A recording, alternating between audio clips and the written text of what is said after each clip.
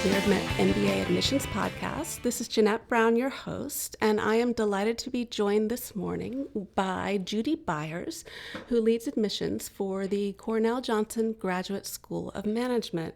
Judi, thanks so much for being with me. Jeanette, thanks so much for having me this morning.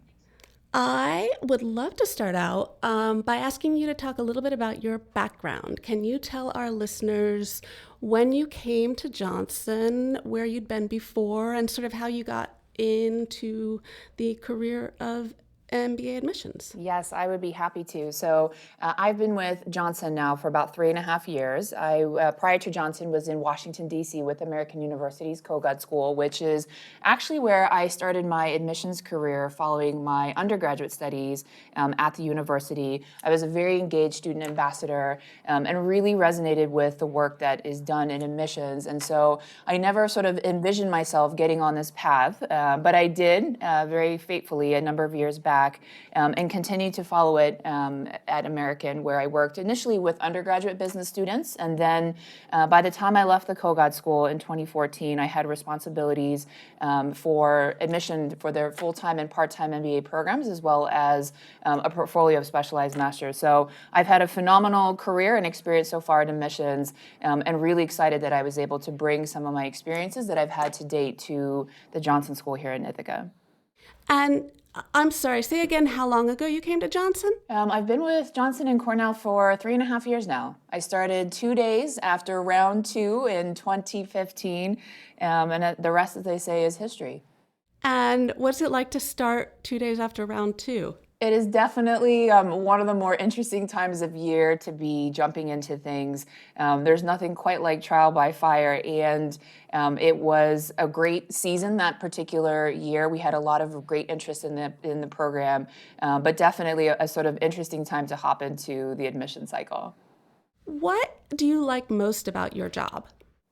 I think one of the things, aside from the people that I have a chance to work with and meet, and I mean that in terms of the professional staff and faculty at Johnson, certainly our students and alumni though, I like being in this stage of individuals' lives where they come to the MBA program seeking growth, seeking development, and really wanting to become the best versions of themselves. And so I think to be able to be part of a process that's really designed to identify talent, potential, and helping individuals really actualize on that is something that I really love most about my work in admissions and my role within the student experience. Great. And I think I remember that you're from Hawaii? Yes, that's right. And can you just tell me a little bit about what the transition from Hawaii with a stop in DC and maybe elsewhere to Ithaca, New York is like? Do you miss the beaches? Yes, I definitely miss the beaches, and I try to get back as often as I can, though. I've certainly gotten very accustomed to the snow, but I grew up in a military household. As you mentioned, I started off in Honolulu. My dad was active duty Army for his career, and so we hopped around a little bit and moved our way out east, eventually landing in Washington, D.C., where he worked out of the Pentagon for a number of years. And then I have since moved my way up the coast to Ithaca. But it's been a really interesting transition. I think you learn a lot in terms of being in different climates and in different environments, and certainly in extremes like the two cities that we're talking about. But I've certainly developed a fair amount of resilience in colder climates, to say the least. I think that's an interesting parallel. There's much to be gained from putting yourself both in new climates and also new cities. Okay, let's talk a little more about admissions at Johnson. What are you most excited about, the biggest development, change, or event on tap in the year ahead? Well, so I'll talk a little bit about what we have in the year ahead, though, but we just this past Sunday, Sunday a week ago now, welcomed our class of 2020, which the team and I and the community have been really focused on enrolling for the last year. And one of the things that I'm especially proud of is the strengthening and representation of women that we have in this year's class of 2020. We have a high watermark of 33% of women represented, which is actually the strongest representation of women that we've seen in the two-year program in the school's 8-year history. So I'm especially pleased with that, and I actually think you helped me to put together you called attention to a piece that was written this summer in regards to record attendance that we had at this year's annual Forte conference, though. So the recruitment of women, really underrepresented populations, was something that the team and I were really focused on. And so we're excited to be welcoming this class with strengthening representation of women, also some our students from underrepresented backgrounds. It was a really positive year, and it's really exciting to see the class get underway in Ithaca now. Well, congratulations. It's great to see you moving the needle with regard to gender parity. And I've admired your commitment to that. And I loved your tweets recently about the new class coming in. And again, congrats and keep up the good work. So the greatest percentage of women in classrooms is one exciting change in the year ahead. What else would you like to highlight? I think one of the things that would be helpful to share and highlight is our New York City curriculum, which we actually developed and launched during the 2017 academic year with our elective offerings as well as some of our intensives, though. So I think it would be helpful for me to talk a little bit about what those are and what those look like for prospective candidates. So we, in fall of 2017, opened the Roosevelt Island campus in Manhattan, which is home to our Johnson Cornell Tech MBA, as well as some of the other degree offerings that are part of the Cornell Tech campus and experience. But as part of that, we designed a series of New York City-based academic experiences and courses for our students in our 2-year and our 1-year programs based in Ithaca, New York, to be able to take advantage of alongside their Cornell Tech peers. So in fall 2017, we launched a series of what we call weekend intensives, where students are effectively taking classes Friday through Saturday. They travel down to the Manhattan campus on Thursdays, and it's a really nice opportunity to not only collaborate with certainly their Cornell Tech peers, but to be able to network with some of the industry professionals and lecturers that we actually bring to campus to be part of the course instruction for these weekend intensives, and to share some highlights in terms of some of what those courses were with the weekend, electives, though. We offered courses in designing data products, design thinking, digital leadership in cultural markets, and leading agile innovation. So we're also looking at finding ways for our Ithaca students who are oftentimes pursuing, what I would consider to be more traditional academic and professional pathways to really delve more deeply into the tech space. And so in the spring, to that end, we launched 2 7-week intensives in the areas of digital marketing as well as fintech. And these give our, again, Ithaca residential students a greater opportunity to delve more deeply into these 2 particular subject areas. But I think broadly speaking, if I could just add an additional point related to the tech campus, I think it's part of a really innovative vision that we have to offer a 1-school, 2-campus model of MBA program delivery. Cornell's heart and campus and main campus will always be here in Ithaca, but the opportunity, I think, to really allow MBA students to pursue the best of what Ithaca has to offer, which is not only within the Johnson School and the breadth of areas that are offered within business. We have MBA students, too, who will pursue dual degree coursework or elective study in other top-ranked programs that are here in Ithaca. But with the opportunities in New York, though, it allows them to delve into some of the certainly professional areas that are particularly cutting edge right now in the professional arena. And it has some interesting potential for recruiting prospects by being based in Manhattan as well. I do think that there's huge promise in your 1-school, 2-campus push. I think of Ithaca as this beautiful, the ideal residential university experience, small town, cohesive class, knowing people really well, and then you are giving people the opportunity to have the connections and resources of New York City, kind of like icing on the cake. It seems like a really compelling offer. What you mentioned that you thought it might impact recruiting. I wonder if you could elaborate a little bit more on that. I'm curious to know how the 1-school, 2-campus transformation has changed your pitch to prospective applicants, but then also how it changes the possibilities open to graduates. Yeah, so I'll start with your first question, Jeanette, which is sort of the implications from a recruiting perspective. So we have and will continue to see, I think, a pretty steady flow of alumni and other corporate partners come to the Ithaca campus to recruit talent out of the MBA program.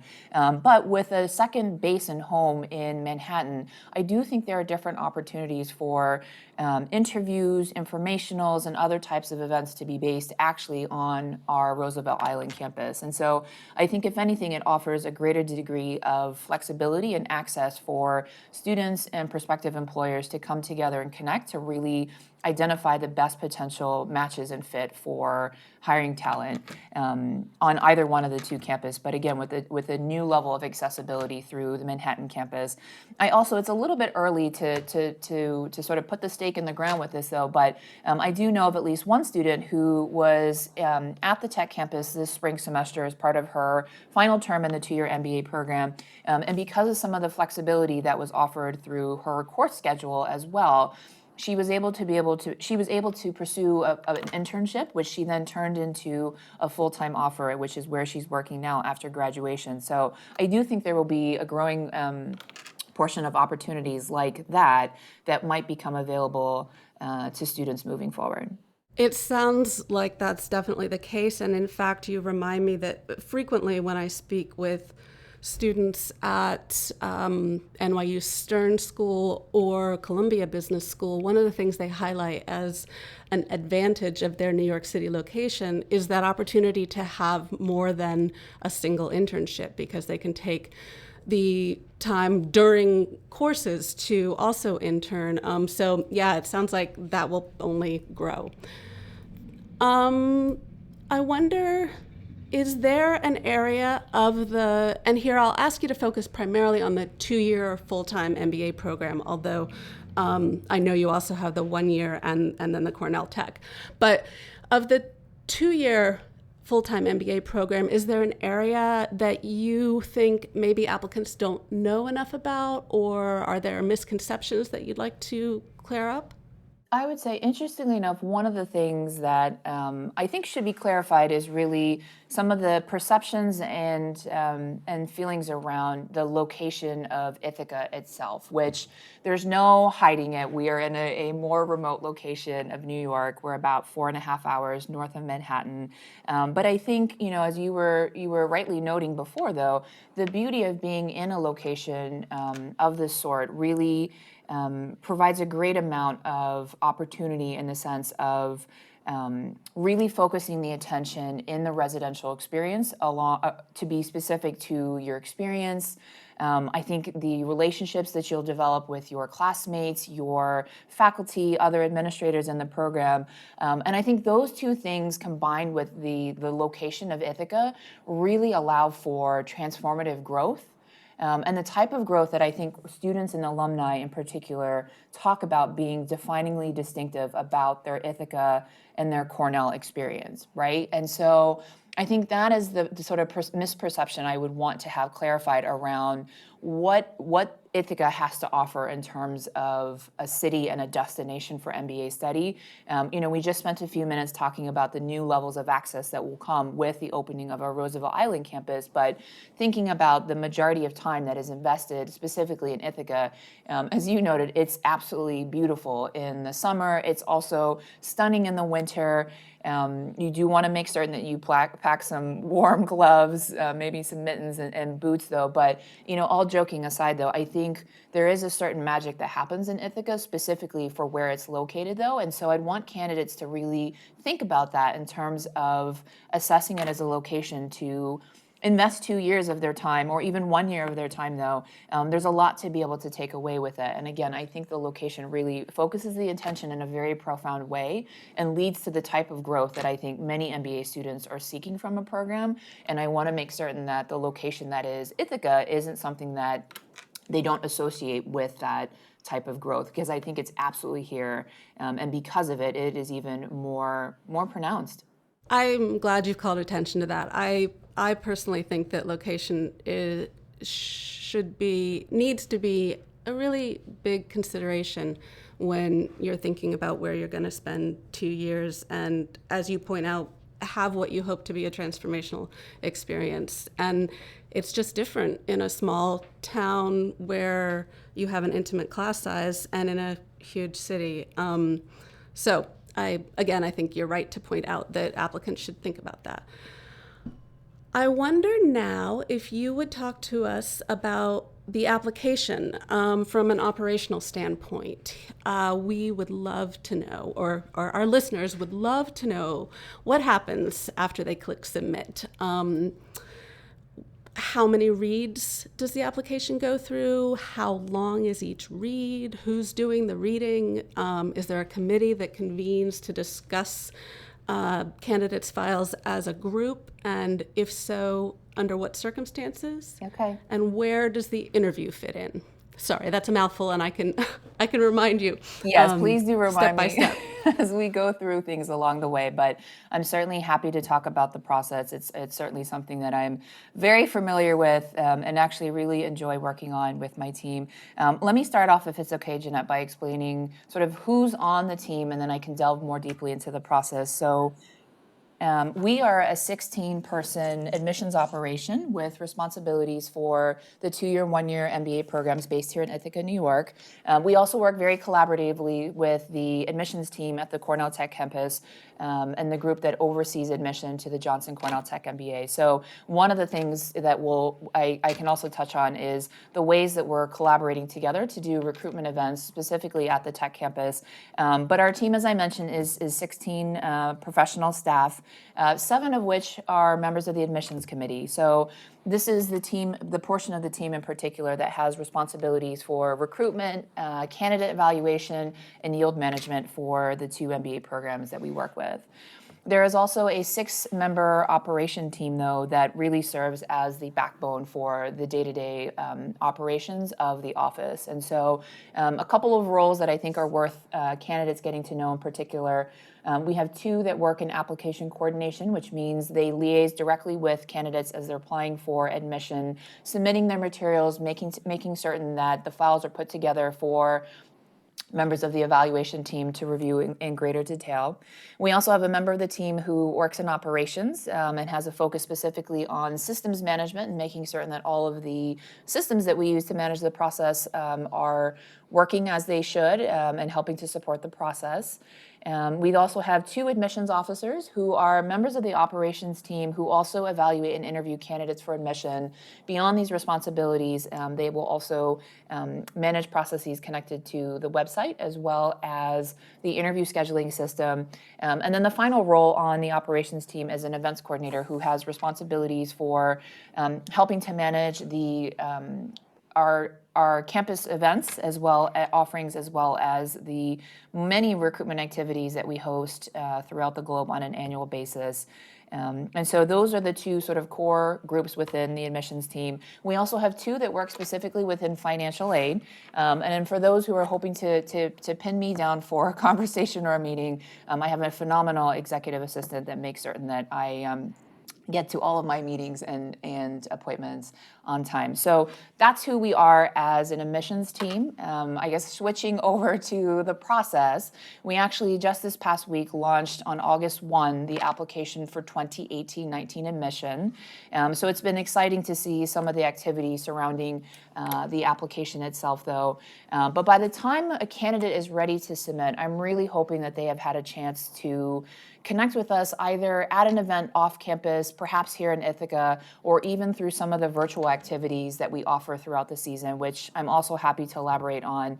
But once the submission is made, the file actually will go on to a member of the admissions committee, or I mentioned we have 2 admissions officers for what we call a preliminary review. And so here we're really looking at an assessment of a candidate's academic background, their professional experience and strengths, as well as their sort of fit and interest and alignments with the MBA program here at Johnson.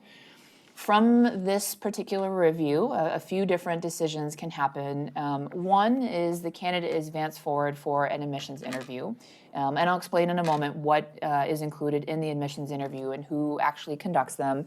But that becomes sort of the natural progression for candidates who are advancing. For those who, following the preliminary review, are not perhaps at a point where we want to advance them to interview, they are either offered an invitation to join our wait list, or they are provided notice that they will not be continuing on in the admissions process. And on our admissions website, we have a page that outlines important dates connected to the process.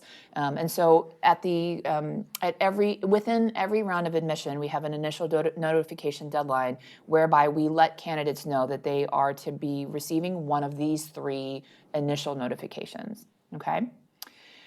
So for those who are advancing on to the interview, though, that becomes the next step in the admissions process. And interviews at Johnson are by invitation only and completed following a preliminary review of the application materials. And so they can be conducted in a variety of formats. Oftentimes they are done here in Ithaca on campus. Sometimes they're also done via Skype. And if we're traveling and there's an opportunity to do in-city interviews, though, we will often reach out to candidates to let them know that we are visiting a particular city and will love the opportunity to connect with them and help them complete their interview in their local hometown.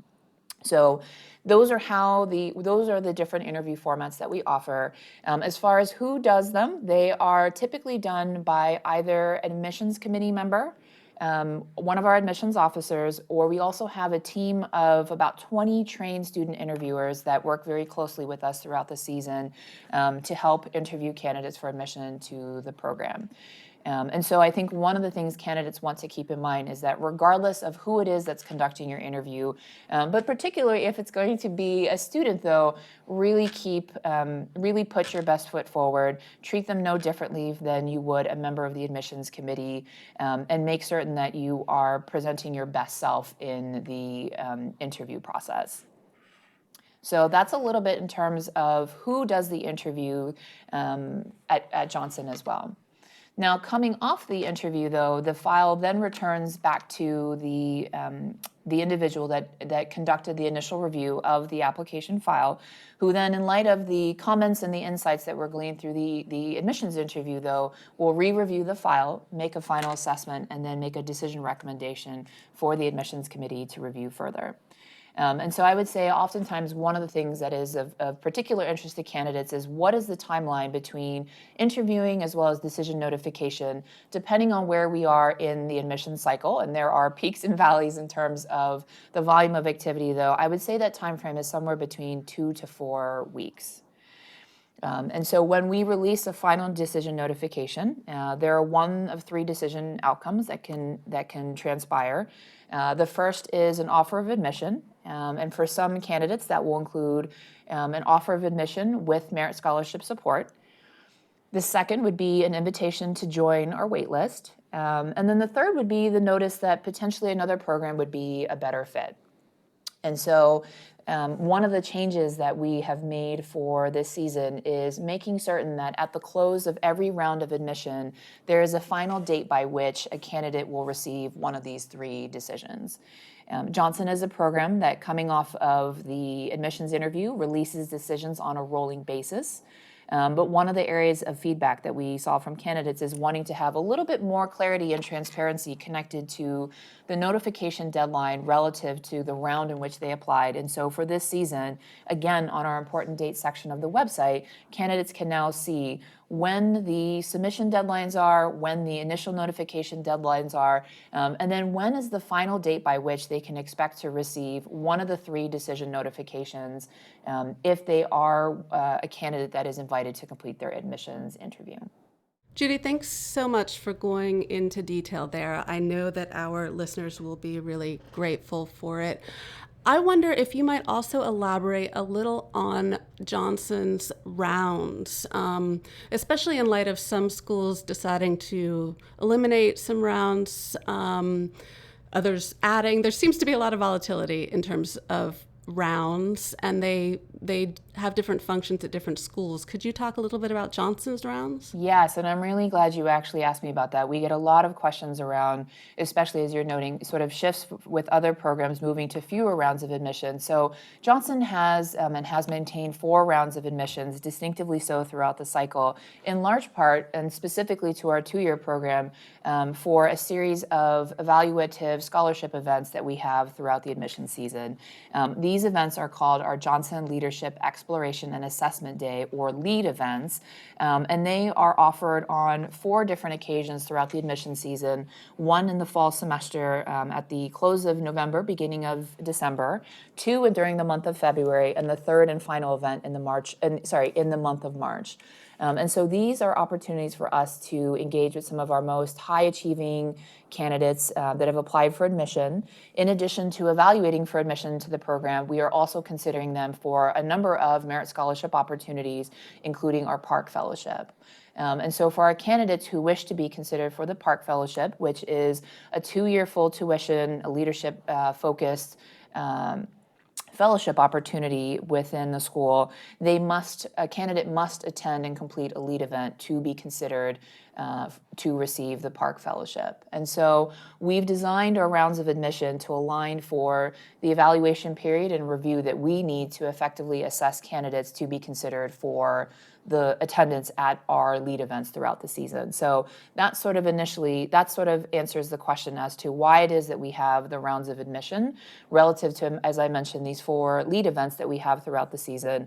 I'll also add the point that for the candidates that want to be considered for merit scholarship, I mentioned that this is required for those that, of course, want to be considered for the Park Fellowship as well as some other opportunities. We also will consider candidates for merit scholarship as part of our standard review process. So for students who are applying from around the globe or elsewhere and not potentially able to join us for a LEAD event, though, we are assessing candidates for merit scholarship consideration as part of their review and their application to the program in addition to the LEAD events.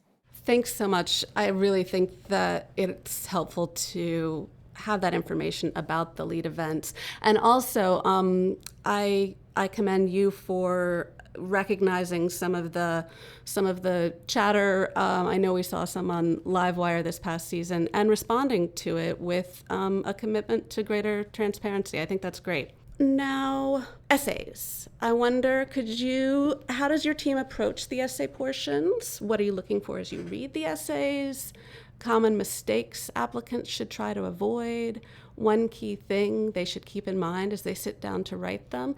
And we should note, you changed your essay, one of your essays this year. We had a great call about it earlier in the season, but please elaborate on the back of your resume essay prompt, if you don't mind.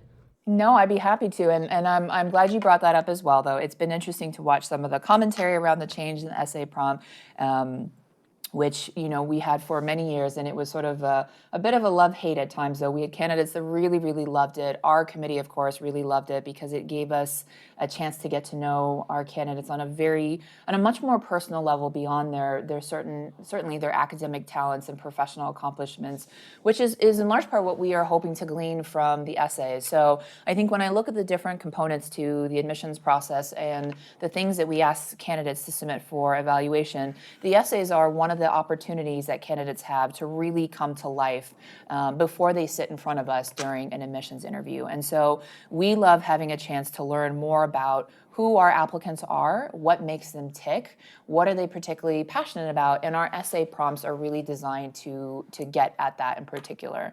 And so at Johnson, we have 3 required essay prompts. The first of which is specific to your goals and really succinctly outlining what your short and long-term goals are, as well as how the school is best able to help position you for success in regards to achieving both of those. So that one is really in large part to help start the conversation that we hope to expand upon in the admissions interview connected to your short and long-term professional goals. The second really is an essay prompt that's focused on impact. And I actually introduced the impact essay early on in my tenure here with Johnson, in large part because I noticed that one of the qualities that I think really defines Johnson MBAs, both students and alumni, and really our community at large, is a focus on having an impact. And so the essay gives our candidates a chance to identify opportunities that they see to have an impact while they're in the MBA program, or as a function of doing their MBA specifically at Johnson and at Cornell University, the ways that they envision being able to have an impact on the society and world at large. And so I want that to be a theme that candidates really think about as they are looking at the MBA experience at Johnson, because I think the students that I find to be most successful and for which derive the most value from the experience in the community are those that really think about the ways that they can both create and also give impact to their classmates or to others that they are working with. So that's essay prompt number 2. And then the third, as you mentioned, is a new essay prompt that we have launched this season that we're calling the back of your resume, which comes to us from one of our alumnus who was with us for our admitted student event this past April, and he talked with our now incoming class about this notion of the front page of your resume really calling attention to your professional accomplishments, your academic strengths, and some highlights connected to interest, though, but really the backside of your resume being able to outline and reflect the details of who you are as a person. And so that message really resonated with me. It resonated with members of the committee and with the students that are now here in the first year class. And so we thought, what a nice opportunity to sort of evolve the insights that we gleaned from the table of contents essay and really focus on the prompt around this notion of the back page of your resume. And so, much like the table of contents, we're hoping that some of the insights will really help us to get to know candidates on a more individual level. And we're excited, too, to see the way that candidates will choose to approach how they answer the essay prompts. I can think of a number of essays that really have stood out to me during the course of my career reading, my goodness, probably several thousand essays at this point in my profession. But I think, every candidate really should focus on choosing the message and sort of the focus of what they want to communicate in a way that is authentic to who they are. But also, I think some of the ways that they choose to do that, whether that's through a YouTube video, a series of Instagram posts, really interesting.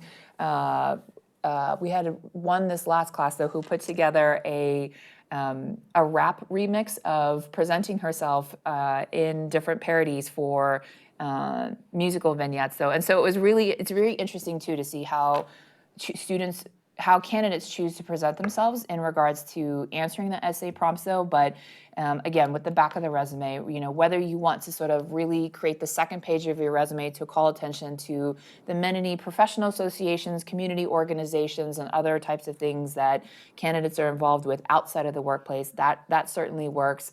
But we're also very interested to see how candidates might delve into choose to focus on a particular point of passion for them and really help us get to know some of the broader work that they do in a particular space. I really like the idea of that new essay prompt, and I will confess to having been a huge fan of the table of contents and a little sad to see it go, but I'm excited to see the kinds of things that you learn from this, and I'm going to think a little more about the back of my resume. You shared a fair amount of information about interviews when you're giving the overview of the admissions process, but could you provide maybe 3 top pieces of advice that you would offer a candidate who's preparing for his or her Johnson interview?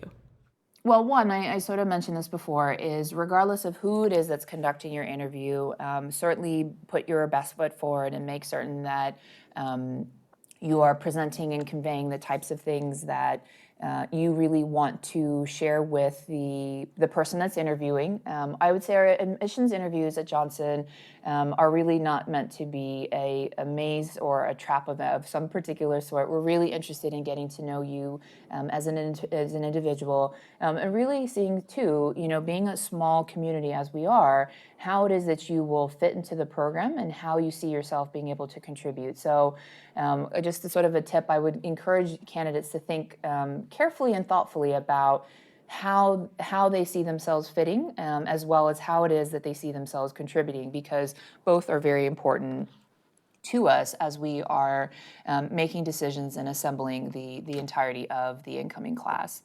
Two, I would say, I know it's hard because candidates are often sort of on edge in regards to the interview. I know it's perhaps one of the portions of the process that is more stressful, though, but I think when you're sitting across the way from whoever is interviewing, though, really remembering to take a breath, be authentic, and communicate the things that will really help us to get to know you versus what it is that you think that we want to hear. We've all spent time really getting to know you through reviewing your application materials. And so that is the piece I would encourage candidates to keep in mind, is that by the time you get to the conversation, we recognize enough potential in you and a candidate that we're really looking to get to know you more closely. And so should you start to feel a little bit more on edge during the interview process, take a breath, relax, and just sort of focus on having the conversation about the things that we're interested in getting to know a little bit more about in the process. And then the last piece I would say really is be thoughtful about the things that you have researched in regards to the Johnson community in particular. You can tell when someone really has taken the time to get to know the program, the types of experiences and resources they'll have access to. And I think that applies to really any MBA admissions interview, is making certain that you just connect the right dots with the right points with regard to the programs that you are speaking to. And that in and of itself, simple as it is, though, is it does really go a long way. Really helpful tips. You've talked about some changes in the admissions process in terms of a commitment to even more transparency going forward, as well as the new essay that you rolled out. Are there other changes in the works in the year ahead, or things that you're considering longer term? Yes, so some of the enhancements for the season are really beyond notification, and some of the transparencies you've called attention to are around event offerings and ways that we would like to connect with candidates throughout this season. So I mentioned at the start of our conversation this morning a real focus on our class composition and really the outreach and engagement that we're having with women and students from underrepresented populations. So one of the things that I'm really excited that we have launched for the season is an entire section of our website, but within that section, event offerings that are designed specifically to engage women as well as underrepresented students, and to really call attention to the work that we are doing as a school to help students from these backgrounds find success in the MBA program and in the careers that they will go on to pursue after graduation. And so now when candidates navigate to our admissions website, and they can also go directly to johnson.cornell.edu/diversity admissions with an S. And within that page, though, you'll find a few different categories of events that we've housed there for the season. One are the annual hosting events that we host here in Ithaca, our Johnson Women in Business, as well as our Johnson Means Business for underrepresented students and members of the LGBT community. But starting this season, we also launched a series of diversity brunches and dinners. And so these are meant to be high impact, high engagement opportunities for prospective candidates to connect directly with members of our admissions team, but also local alumni and alumnae that are in different cities across the U.S. And so one of the things I'm always mindful of is the touch points that candidates will have with different members of the community. And I think this is a nice area where I want our alumni to be able to get to know some of the talent that is interested in joining the MBA program. And I also think it's really helpful for candidates to hear early on from some of the alumni about their experiences, the success that they've been able to have following their time in the program. So there are a number of different opportunities that we have throughout the fall season where where candidates can join our admissions team and alumni for different dinners or brunches throughout the fall.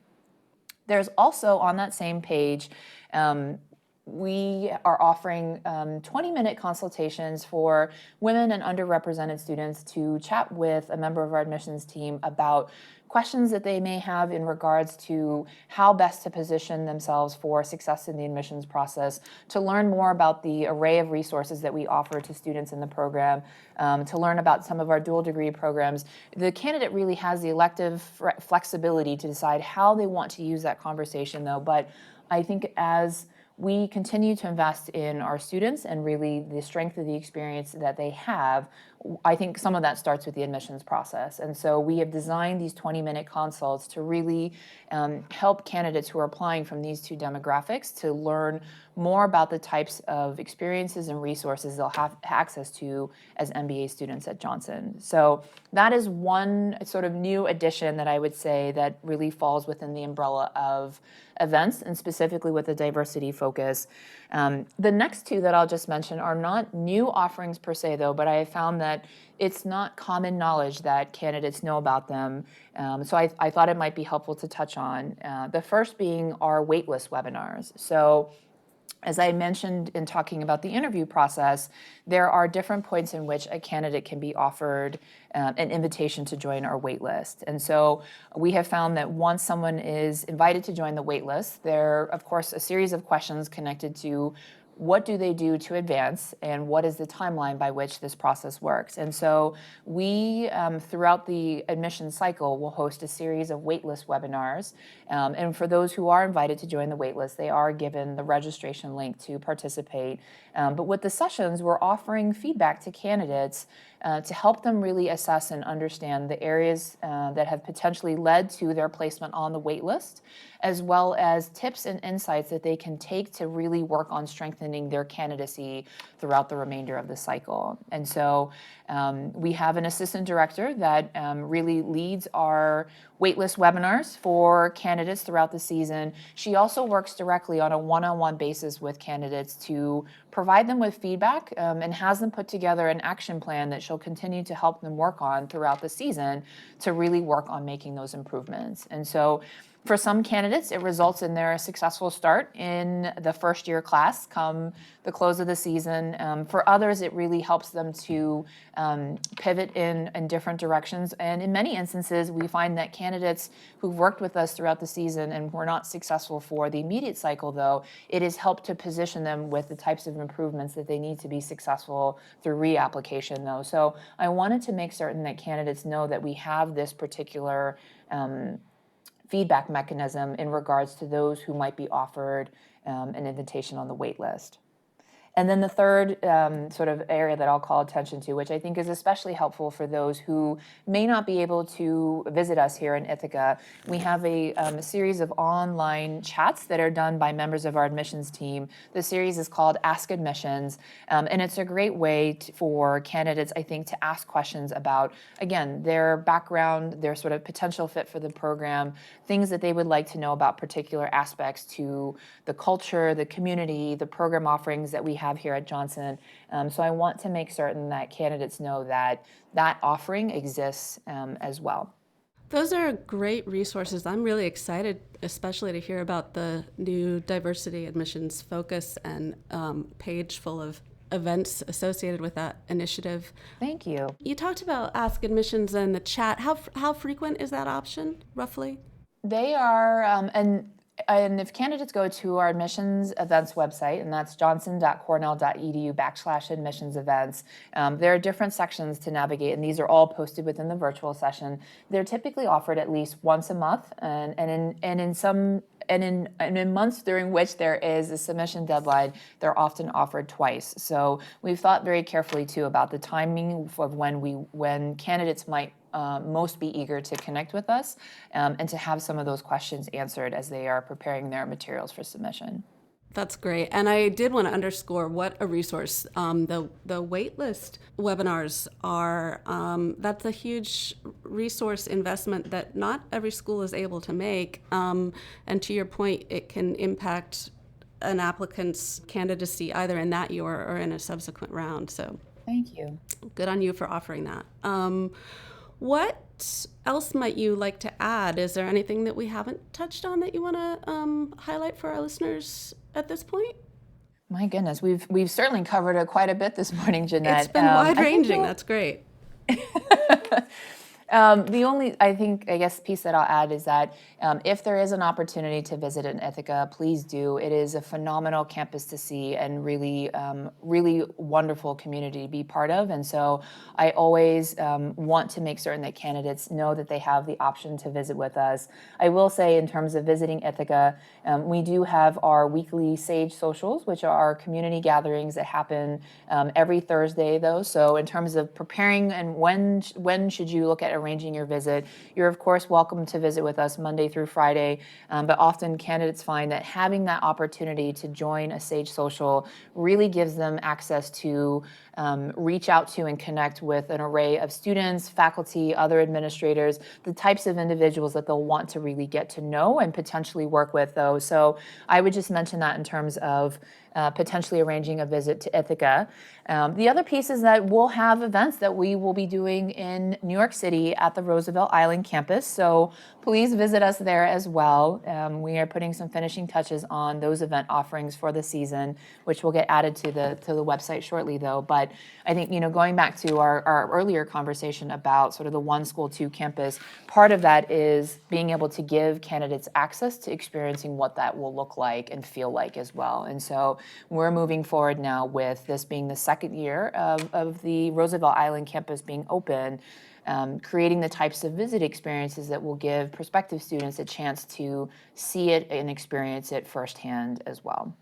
Terrific. Well, so much has been covered here. I really want to salute you on your continuing efforts to shift class composition and include more women and underrepresented minorities, and I'm thrilled to learn that you are having success in that realm. Also, congratulate you on your commitment to transparency in the admissions process, which really just helps everyone.